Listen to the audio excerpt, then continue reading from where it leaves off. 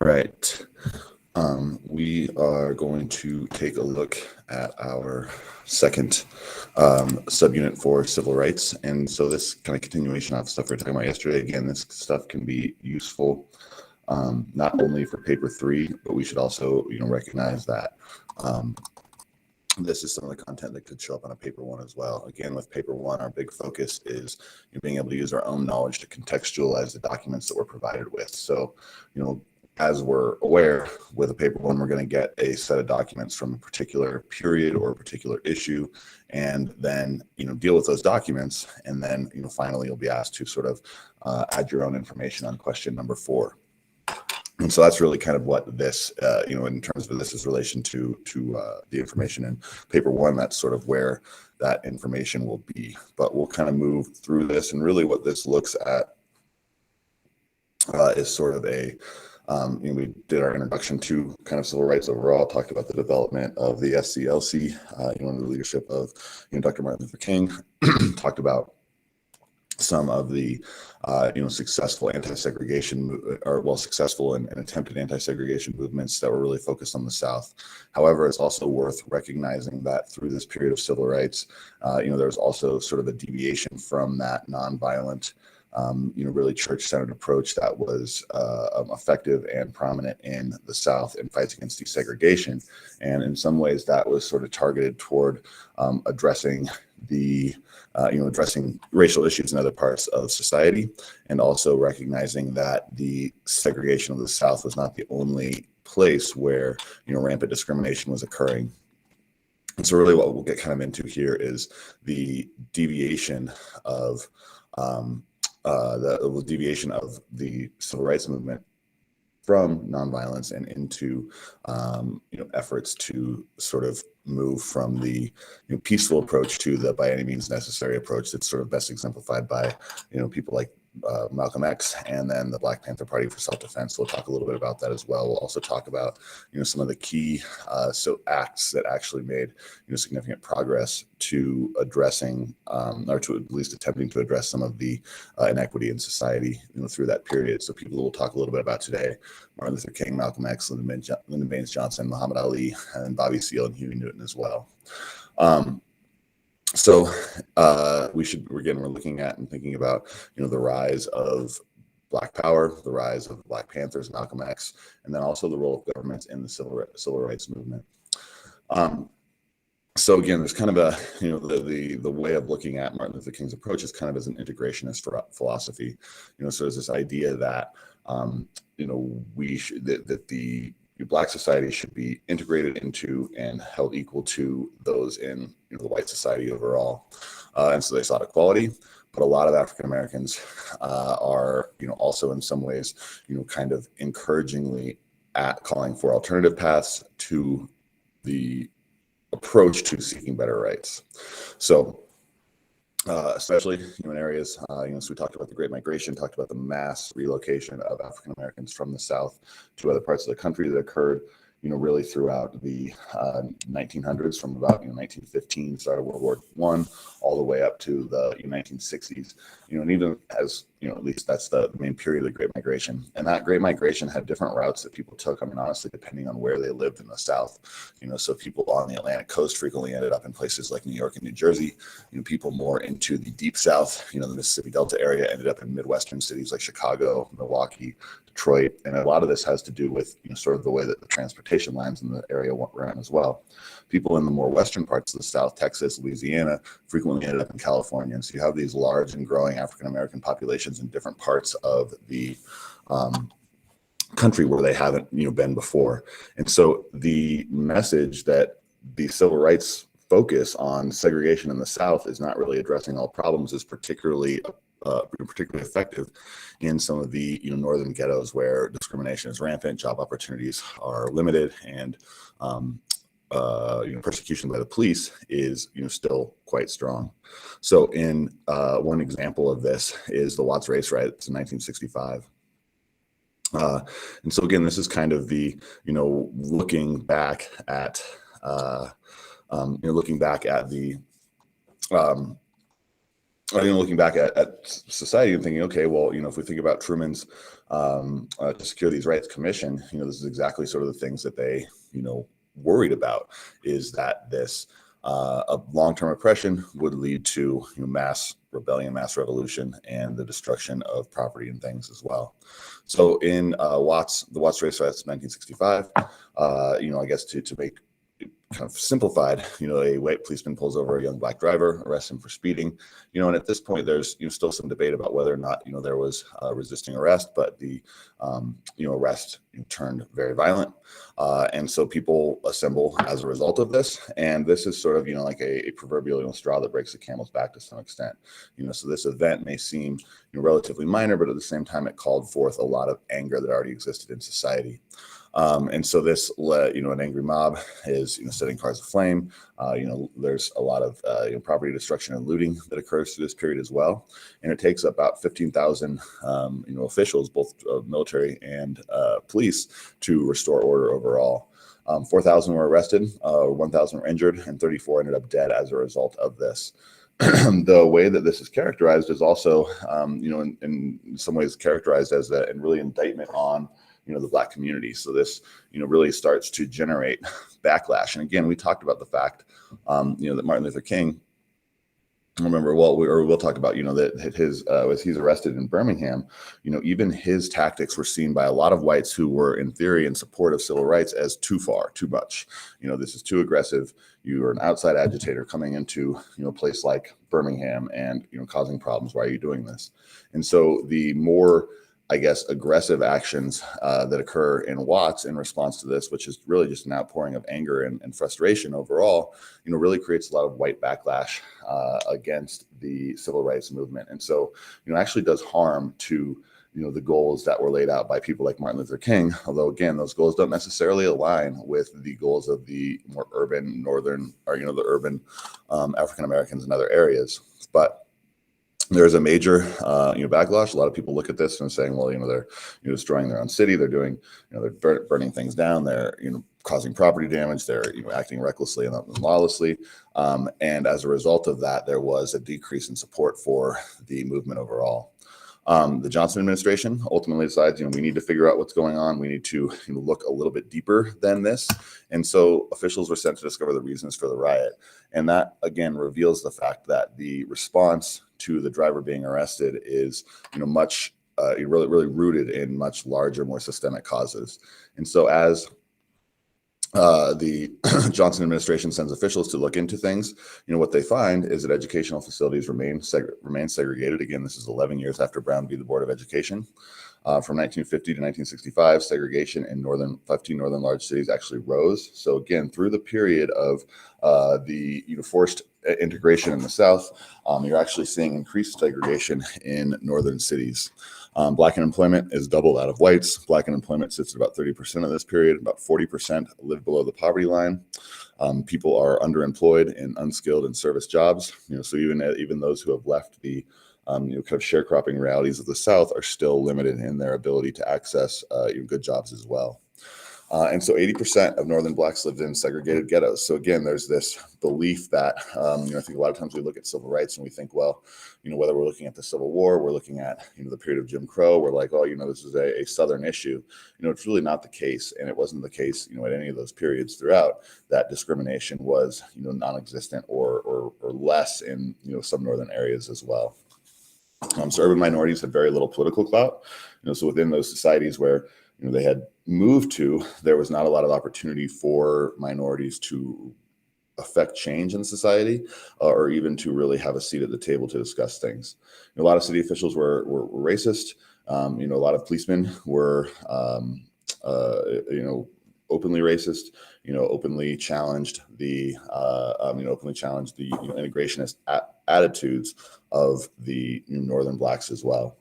And so racial attitudes really became vivid to the committee also as two members arrived in Watts. One was a Black assistant attorney general and one was white. They were immediately stopped. One cop was asked for, cop asked the white man for questions and ID, and the Black member was pulled from the car, frisked, had a pistol, pulled into him and things like, or pointed at him and things like that. And so, even the officials who are set to investigate, who again are from very elite classes within society, are very quickly introduced to the discrimination that exists at that point. So this report, says that the poor people, voiceless people, invisible people had been ignored, and they were enraged. And I think it's Martin Luther King who, you see this quote around sometimes, who says, a riot is the voice of the unheard. So even though through his dedication to nonviolence, he recognized the plight of these other groups, and at least tried to contextualize and explain and understand, that these groups that are invisible and ignored and unheard and are voiceless are going to find a way to make their frustrations with society and with conditions known. And so we recognize that this was a in some ways logical move for a lot of these people as well. And so people suddenly become aware of this kind of rising frustration and anger in these communities where opportunities are very, very limited overall. So Blacks see in America that's still dealing with a lot of discrimination. Another thing, and the other side of that is, as we're talking about this, these Watts riots occur in 1965.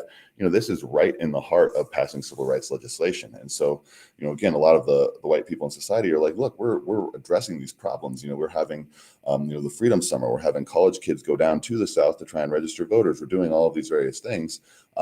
While at the same time, there's this mass anger and frustration, and that helps to drive that backlash against the civil rights movement that I mentioned earlier. But again, from the perspective of the African Americans living in these northern ghettos, it's like, okay, well, the Civil Rights Act has been passed, Voting Rights Act has been passed. What are the concrete benefits that are occurring in my life? And so there's a severe split in the perspectives, on this overall. And from that, you start to see the rise of, more militant Black groups that are focused on, in some cases, advocating for, almost a separate society. In other cases, advocating for a much more aggressive demand for, recognition of Black power, rather than, a sort of gradual integration into society on equal footing with whites overall. One group that really rises out of this is the group of Black Muslims. A lot of times we typify this with the Nation of Islam, although the Nation of Islam certainly deviates from Malcolm X, who's another leading Black Muslim for obvious reasons, until the point where he was assassinated by members of the Nation of Islam. But the Malcolm X is vocal through the 1960s, ultimately feels that Christianity is hypocritical, converts to Islam, travels to Mecca. It's interesting, and just if you're interested in this a little bit more, you might chat with Kai about it. But Malcolm X took a trip to Mecca in 1964, and from that trip really had some sort of epiphanies in terms of his views of relations with various people. And shortly after that, he was assassinated. And so we'll never really know how impactful those changes might have been. But I think it's at least interesting to see that progression. But Malcolm X had been more or less a street criminal. His father was murdered in racial issues when he was young in Oklahoma. But had been a criminal, had done some time in prison, and during his time in prison had really taken to studying the conditions of Blacks in society and things like that. And so as Malcolm X becomes more vocal in the 1960s, sort of opens himself to a role as a civil rights leader, he is much more aggressive, much more abrasive and challenging to the status quo than somebody like Martin Luther King.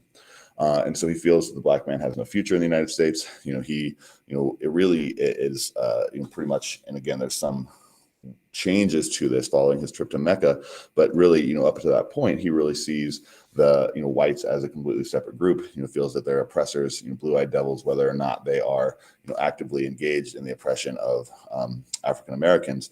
He sees them as complicit in that overall. And so he calls for creating, creating Black states, so he wants to obtain racial justice by, separating these societies. There's also an international component that we should probably talk about here as well. This is the time of rising action in Vietnam. So Gulf of Tonkin, incident occurs in 1964. And so it is a time of rising action in Vietnam. It is a time where there is increased pressure, especially on young people who are not in college, because again, the draft has a college exemption up to 1969, and that exemption for college really, has the maybe unintended benefit, maybe perfectly intended, of allowing those who are those who have the opportunity to attend college and things like that to avoid military service. And so, despite the fact that African Americans are a relatively small portion of the population at this point, they're very much overrepresented in the forces that are sent to Vietnam. And among Black Muslims and Black Power advocates, there's sort of a sense of like, well, why are we working so hard to fight the Viet Cong when they haven't done anything to us, and we are dealing with oppression, at home. And so there's also, again, that international component, which we talked about putting pressure on the Eisenhower administration, or we'll talk about putting pressure on the Eisenhower administration and others to address civil rights issues, is also creating greater frustration among these disadvantaged communities as well. So the Black moderates who are working for integration are kind of mad about this. They're like, look, you're causing us problems. Your behavior is, alienating people, creating this backlash that's really hurting our cause overall. And so, the response to this from X's perspective is like, I don't really care, so he thought that nonviolence was absurd, called for, Blacks to stand tall. Again, this is a period of time where, the idea of by any means necessary is, sort of coming to the fore, as increasingly there are people who are thinking that the tactics of King are, slow and inappropriate to actually accomplishing things. So Malcolm X's famous speeches, is really the ballot or the bullet, and so his a willingness to say, well, if we don't have the opportunity to change things within the socially recognized approach, then anything's appropriate. Nothing is off limits for us at this point. Shortly after, again, his trip to Mecca, Malcolm X is assassinated by members of the Nation of Islam. So he, sort of deviates from, their specific dogma, and while he's still a, advocate for social justice, is targeted and ultimately, assassinated for those beliefs as well. And Malcolm X, though, after his assassination, kind of becomes a larger figure, both the impact of his assassination and then also the wide publication and dissemination of his autobiography, really gives us or really gives society a chance to interact with his ideas in a greater way overall. Another person we should talk about with Black Muslims is Muhammad Ali. We're all familiar with him, heavyweight champion. He converted to Islam. Initially, his birth name was Cassius Clay, though he assumed the name Muhammad Ali after that conversion.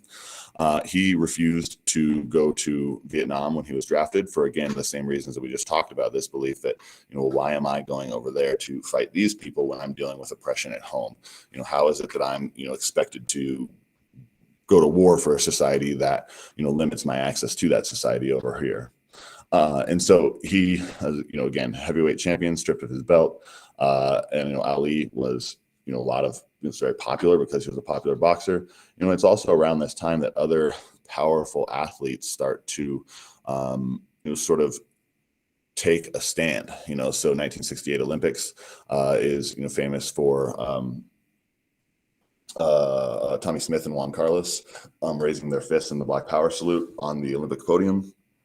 There's also a, summit, Jim Brown summit. That's, Jim Brown, the famous football player, Kareem Abdul-Jabbar, a variety of different, well-known Black athletes and prominent Black athletes are calling attention to these issues as well. So those that do have some political power and some, wide recognition in society also begin to speak out against the, conditions, not only in the Deep South and the segregated South, but also throughout society overall. But there's a lot of, frustration also from the, those aligned with, King's side. And so this really does become a schism where you have groups like the SCLC, the Southern Christian Leadership Conference, on one side. And then on the other side, you have increasingly, militant groups like the Nation of Islam, and then also Nation of Islam, and then also the Black Panther Party, which will rise as well. But again, the Nation of Islam, to some extent is a angry message that's being produced, but there's not really a plan for, well, what are we doing? What are the steps we're taking? And so groups like the Student Nonviolent Coordinating Condition, or SNCC, the NAACP, sort of have plan. The NAACP is approaching things through the court. They have legal advocates that have, defended cases and pushed things like, Brown versus the board. The SCLC has been involved in a lot of these, large peaceful demonstrations to avoid large peaceful demonstrations to call attention to the, brutal treatment of African Americans in society. And then groups like SNCC, are active on college campuses as well. But the Nation of Islam at this point is, mostly a, mouthpiece to demonstrate the frustration and anger of, Blacks in society. But it does lead to a rise of the Black Power era, which is often viewed as beginning in 1966.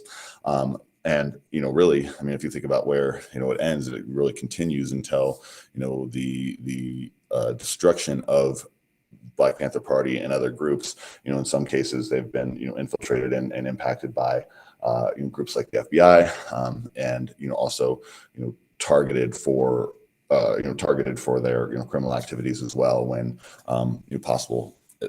In addition to that, James Meredith, is a sort of representative of this shift. James Meredith was the first Black to graduate from University of Mississippi. The integration of University of Mississippi was a major effort, by the civil rights movement. And so after, doing that, he kind of wants to call attention to the conditions of, voting and lack of opportunities for voting within the Deep South. And so he decides he's going to take this long trek as a demonstration that, a Black man could walk unharmed on the, highways, just as a demonstration of the, demand for opportunity and willingness to seize that opportunity in public society. He is, ambushed and shot by a, white man with a shotgun. That ultimately, leads to widespread anger. You have this like well-respected college graduate who is, making this peaceful action. He's, shot in the back by a guy with a shotgun hiding in the bushes, basically. And so people rush to Memphis, and there's discussions on continuing this march against fear. And this new leadership starts to be much more militant. And this sort of represents this emergence of Black Power overall. The, other conditions is, through this period, Lyndon Baines Johnson has sort of been seen as a, real warrior for civil rights, in terms of his position in the Senate in the 1950s, where he is, he's a majority leader of the Senate and really influential in shepherding through, civil rights acts like the Civil Rights Act of 1957, Civil Rights Act of 1960, despite the fact that those are, not really that impactful and, sort of seen as, toothless in their ability to affect change overall. He's been really impactful in working those through. Now, as the 1960s sort of wear on, he's seen, and his administration is seen as being like, well, we're going to focus more on Vietnam, which does come to dominate his administration up through his decision not to run for re-election in 1968. But that focus also leads to disillusionment within the Black community because he's seen as not really being there for him as well. Another African-American, Sammy Young, tries to challenge segregation in Alabama in 1966 and is shot, for his desire to use a, integrated bathroom. And then that year you have two civil rights groups, so CORE, the Congress on Racial Equality, and SNCC, the Student Nonviolent Coordinating Committee, expelling all white members. So the Student Nonviolent Coordinating Committee is led by a man named Stokely Carmichael at this point, who will later change his name to Kwame Ture and, sort of increasingly, sort of move away from, the early, early alignment with sort of the Martin Luther King side of society. The Congress on Racial Equality is a very radical group that organized some of the early sit-ins, but also is active in northern cities and is sometimes violently engaged in conflict with groups like the Black Panthers, through this period. So an increasingly radical group as well. But they expel all white members. Stokely Carmichael, was also arrested, by state troopers, and it's in his release where he gives a speech, calling for Black Power, and he really challenges, Martin Luther King to some extent, and that other side. He says, we've been marching for freedom, we've been waiting for freedom, and we're done with that. Now we're focusing on Black Power overall. And so again, that kind of represents these, or that move, starts to typify, these groups like the new non-white Student Nonviolent Coordinating Committee, Congress on Racial Equality, and probably the best known of them is the Black Panther Party. So Black Panther Party is established in Oakland, California in 1966, and is really the Black Panther Party for self-defense. And the Black Panther Party for self-defense initially was started as a group that was doing street patrols, sort of cruising around, following police. They were armed at all times, but also carried, laws carried codes of carry legal codes with them so that they could, challenge the behavior of police and do so from a position where they felt that they could not be, turned on and attacked. So this group is led by Bobby Seale and Huey P. Newton, who are, again, other, luminaries in this movement, along with people like Stokely Carmichael. So in this, more militant overall, they have kind of a uniform they adopt with, a lot of black leather, a lot of berets, a lot of militant actions. The Black Panthers also, openly sort of align themselves with the, opposition in Vietnam, saying that they, shared a feeling with them because they were residents of occupied cities, feeling like these urban ghettos are occupied cities with white police forces who are, oppressing them, in maybe the same way that the Vietnamese feel that they are being occupied by, U.S. and international forces as well. So the Black Panther Party is, initially driven by the conditions, in Oakland, but soon begins to grow, have chapters in other areas as well.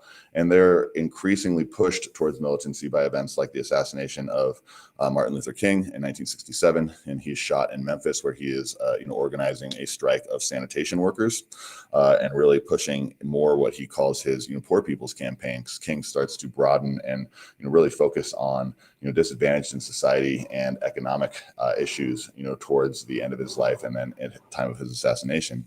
But there's, so again, the Black Panther Party sees this and says, look, we're on the right track.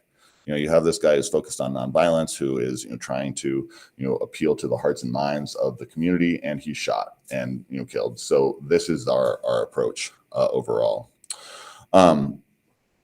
Black Panther Party, did a lot of other things to, win hearts and minds within their community, but were largely uninterested in the support of our wider white community. So, they set up things like, free breakfast programs, which were super influential for a lot of poor families in cities, really helped to bring people to join with and work with the Panthers in a variety of ways, based on their support for, free breakfasts and things like that. Their Black Panther Party also, sought to threaten white society. It's interesting, I think, in our current period, but in the 1960s, Ronald Reagan was the governor of California and actually pushed a bunch of gun control laws that were specifically aimed at, de-arming the Black Panthers, like removing their ability to, walk the streets with guns and things like that. And so it's interesting, again, to think of that when we think of the fights over gun control and things like that at this point. But the Black Panther Party is interesting, especially in the context of groups like the Nation of Islam, because the Black Panther Party does have kind of a program that they want to see affected. So while I mentioned the Nation of Islam doesn't really have, is focused on complaints, but at the same time doesn't really have a, cohesive plan forward, the Black Panther Party creates a 10-point program that is focused on, well, these are our goals and this is what we want to see occur. And so, again, this idea of determining destiny in their own communities. So we're moving away from that feeling of occupation that I talked about a little bit earlier. They want to own land. They want a right to full employment. They demand for, housing, education, healthcare, an end to police brutality. They want retrials by a jury of their peers for all Black and oppressed people in prison. So, this idea that a jury of our peers should be an all-white jury judging a Black defendant, which had happened in a lot of cases in a lot of areas up to this point, is challenged overall and saying we need to have Black juries to deal with these issues. And so this also is in line with ideas pressed by Malcolm X prior to his assassination and other Black power leaders as well. They also try to use international pressure the same way that there's already international pressure coming from the context of the Cold War, with a challenged desire to present the United States as, clearly more focused on human rights and benevolent than the communist Soviet Union. And so they call on the UN to intervene, and things like that to really, call attention to the fact that, what's happening in their mind in the US. This leads, again, is very challenging to the white society who sees these increasingly militant groups. And there's a lot of the backlash that we talked about with the Watts riots that's continued through the development of the Black Power Party. So, there's certainly arguments being made that some of this was maybe counterproductive to their overall long-term goals. But again, I think the Black Power advocates would say, well, I'm not sure we share the long-term goals of groups like the SCLC, because they are, working in the NAACP. They're celebrating the Voting Rights Act and the Civil Rights Act of 1964, but at the same time, those are not fundamentally affecting our lives in real ways. So how are those victories overall? And so that, this does increase, Black, backlash to these groups as well. And also, these groups begin to, through infiltration by, federal agents, also through the, in some ways, conditions of the cities in which they exist in, major drug problems. Huey P. Newton, one of the leaders of the Black Panthers, spends a lot of time in jail for drugs, ultimately, ends up, kind of an addict without any real, political power anymore, up to the point where he's killed. And then I don't know if anyone has seen the recent movie Judas and the Black Messiah about Fred Hampton, a Black Panther leader in Chicago who was killed by FBI agents. And so really these groups begin to, in the mid 70s, be targeted from within and from without, and leads to a lot of destruction of those groups, in some ways not dissimilar from what we'll talk about with what happens with the American Indian movement in the 1970s as well. And so we also need to consider, well, what about the role of the federal government? So again, we've talked about, the role of groups like Martin Luther King, role of groups like Malcolm X. We also need to consider, and I've seen, questions on a paper 3 that will ask something like, to what extent was the federal government effective in achieving civil rights, or something like that. And so that asks you to compare, well, how did the federal government's role benefit from, other actors, or how did it hinder those actors as well? And then to compare the impact of those overall. So Civil Rights Acts of 1957 and 60, again, these come through during Eisenhower's administration, come through a Senate that's led by Lyndon Johnson. It's certainly worth recognizing that the Johnson's position as a senator from Texas, as a Southern Democrat who has strong relations with other Southern Democrats, gives him maybe a unique ability to shepherd some of these bills through a hotly contested Senate, where there's a lot of frustration about the choices overall. It's also worth noting that at this point there was a requirement to actually filibuster laws. So if you were weren't able to just say, well, I am filibustering this, you actually had to show up and talk. And so there were efforts to filibuster these laws, including, I think, Strom Thurmond, who I think still holds the record for the longest individual filibuster, when he spoke for 23 or 24 hours on the floor of the Senate to prevent a vote on this bill, on these bills. So Eisenhower's second term in office, again, Eisenhower is was dealing with the international pressure that he, to address concerns in the United States. And then also he's faced by the fact that the Brown v. the Board of Education decision has called on the federal government to enforce integration. Again, the line within the Brown decision is with all deliberate speed, and that all deliberate speed gives a lot of nuance and a lot of opportunity for different groups to be slow with it. But Eisenhower feels that the court has made this clear, and so that is the role moving on. And internationally, to have the court demand something and then have the society refuse to do it, also looks bad as well. So this Civil Rights Act of 1957 is the first Civil Rights Act passed in 82 years. So first since Reconstruction, which again ends in 1876. It does create a civil rights division within the Department of Justice. And so there is a mechanism to investigate voting rights violations and to bring limited lawsuits for voting discrimination. But there's really not a whole lot of success of this, because those lawsuits are quite limited. The ability to seek damages is really predicated on the ability to show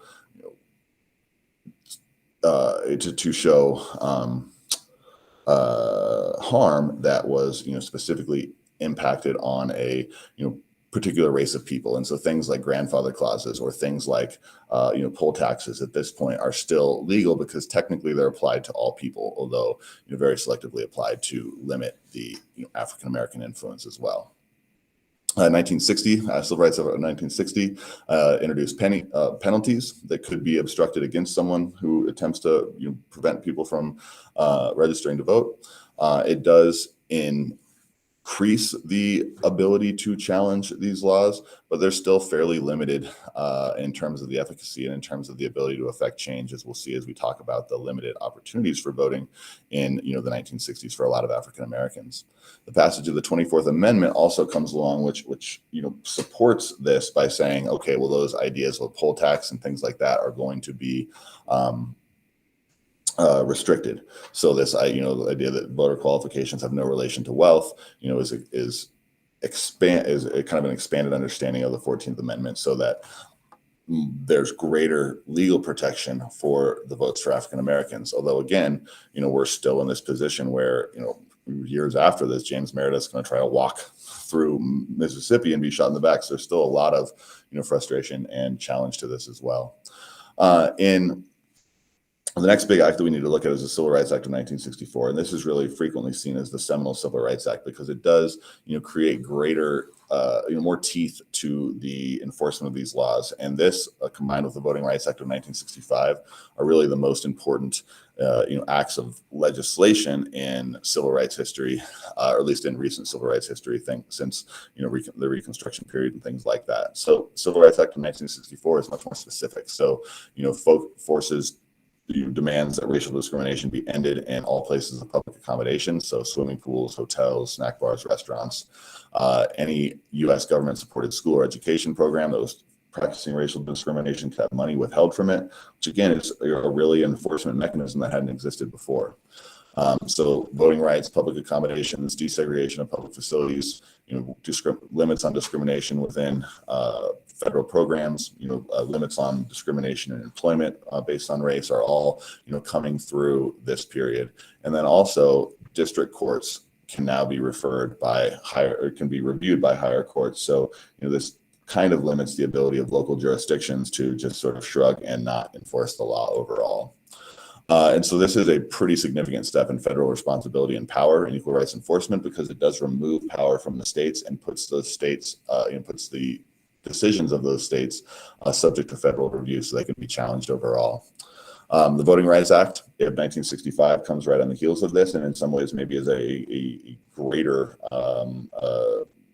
of greater impact in terms of allowing for the political enfranchisement of African Americans in society. And so the Voting Rights Act is largely spurred by a march on Selma, where African American protesters are beaten pretty brutally on a bridge, and this allows for so John Lewis, who just recently died, was sort of renowned for his role in that movement. But the other thing that occurs with this is it's widely publicized. Cameras are there, papers, the press is there, and so everyone kind of sees this. And so increasingly, despite the fact that there's backlash to things that are going on in places like Watts, there's also clearly seen as there's also a need clearly seen to address these issues as well. So the Voting Rights Act abolishes literacy tests, poll taxes, any other devices that are used to discriminate. And it also stipulates that any change in election law must be pre-cleared or officially approved beforehand through federal district courts. And interestingly, this is something that has been of contention recently, because the Supreme Court recently basically said that that's no longer in place. And so now, again, we see renewed accusations of laws that are intended to disenfranchise specific particular groups, and those are no longer required to be passed through a federal court. So just an interesting point of where we are today as well, or at least the fact that this history is not necessarily dead and old. There's still debates of should the Voting Rights Act of 1965 continue to have the effect of forcing states to say, well, we're changing this as in running that by a federal government. The Attorney General also is given the power to direct voter registration in areas where less than half of eligible voters were registered to vote. So, this idea that, look, if you're in a position that has 8% of African Americans registered to vote, and there's 400,000 living in your region, well, then we're going to decide that you're incapable or unwilling to run voter registration, and so the federal government can step in and take that as well. The Fair Housing Act of 1968 is also known as the Civil Rights Act of 1968, basically provides for federal enforcement of housing laws. So it really bars discrimination within housing, but it also is challenged by systemic issues like redlining, where you have municipalities and banks essentially colluding to determine where loans would be granted, and then also the ability of people to get loans and buy houses, in some ways forces the segregation of communities, as well as African Americans are sort of stuck in these, stuck in areas where they are allowed to live, and others are able to move out in other regions. So this kind of gets into the idea of urban white flight and stuff, which occurs through the 1960s as you have these mass migrations of African Americans up to other and northern regions. So as you consider this information, be thinking about how you might apply it on a paper one, where you're thinking about, okay, well, how did the role of someone like Malcolm X challenge society and challenge the status quo? In what ways was he effective? In what ways was he limited? And then also compare that with people like Martin Luther King, and then the federal government. So you almost have these three tracks that you might be asked to consider: sort of that militant Black Power approach, the integrationist Martin Luther King approach, or then the federal government's approach through legislation as well. We'll leave that there for right now. Again, please let me know if you have any questions or anything comes up with this as well, but I will see you later today.